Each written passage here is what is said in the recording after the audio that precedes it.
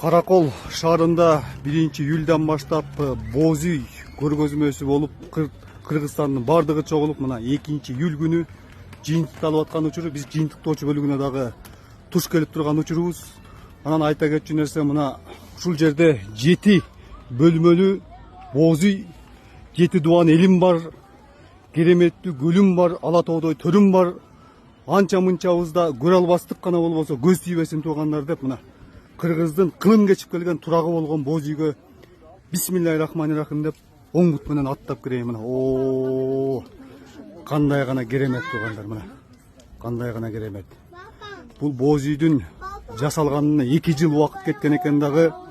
Ананиванын мыкты усталары жасаган экен, бардыгы тең. Мына табигый керемет, мына ысык көл, айтылуу талас, ордолуу ош,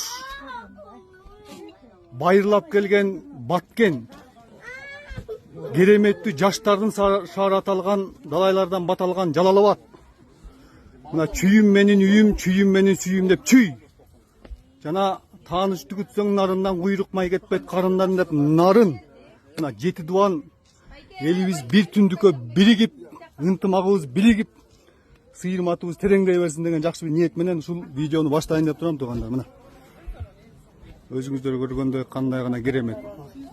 Ар бир жерге барып эле бияка отуруп, мен таласка бардым, мен ошко бардым деп айта тургандай бир боз үй болгон экен туугандар. Табигый таза кийизден экен. Ассаламу алейкум айга. Өзүңүз мына суктана карап атат, жагып атабы? Жагып атат. Өтө керемет. Ушундай боз үй жагат да. Биринчилерден мындай боз үй мурун кийин болгон эме. Көрүп атам. Биринчилерден болуп 7 бөлмөлүү боз үй.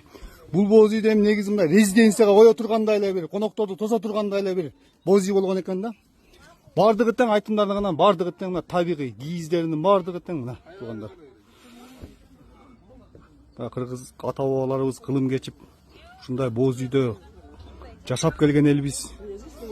Бир түндүк боз үйдү бир төөгө батырып, кайра жайып, канча элди чакырган конок бейли элбиз туугандар. Мына ичинде дагы салкындык, ушундай керемет атмосфера туугандар. Бисмилля деп таластыкына бир кирейинчи.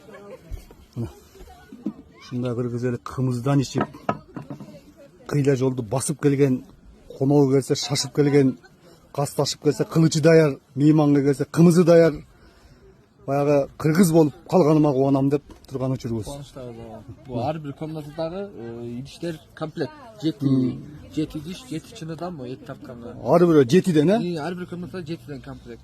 Бул чынылар эмеден, идиштери арехтен жасалган. Жаңгактын. Жаңгакта да. Анан жасалган эме атайын. ушу чийлердин баары табигый, бардыгы кийиз Колго мына. жасалган бүт кол эмгектин эмеси. Кандай гана эмгек кеткен, буга 2 жыл убакыт кетти.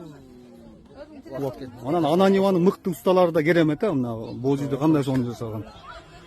Мына бул дагы негизи баягы тигилиши дагы өтө бир талап кылат экен, анткени 15 киши 2 күндө тиген. 2 суткада тиктик. 15 киши. 15 киши тиктик. Оор эле тигиши эме. Чечилиши дагы өзүнчө. 2 күнгө бараталды эле.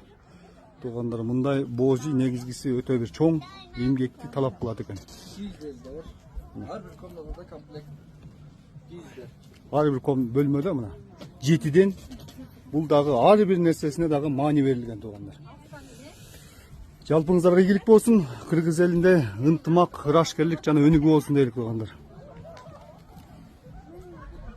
Мына Каракол шаары.